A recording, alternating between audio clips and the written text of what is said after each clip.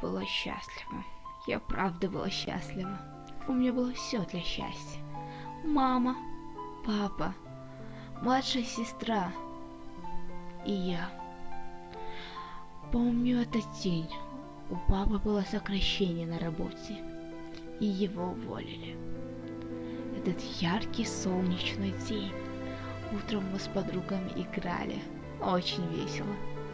А вечером родители нас крепко-крепко обняли и сказали, что папе с мамой нужно уехать и забрать младшую сестру, а я большая, поживу у тети с дядей. Я всегда помогала по дому, и однажды я случайно разбила эту чертову кружку. И я услышала те слова, которые запомнила на всю жизнь. Ты никому не нужна, ни родителям, ни мне.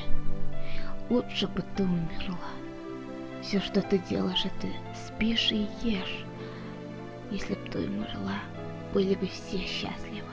И родители с младшей дочкой, и я. Однажды я спросила, могут ли они купить мне книг. И тогда они сказали, у нас нет денег. Лучше спроси у родителей и дали мне телефон. Мама, мне нужны книги. Можете ли вы отправить денег?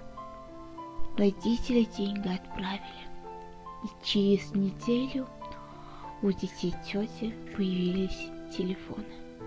А я сказала, это деньги моих родителей, почему вы не купили мне книг? Она просто меня избила. Я была обижена на весь мир. Думала, будто меня прокляли. Я выросла, отучилась, стала мамой. Но когда остаюсь сама одна, думаю, а достойна ли я жить?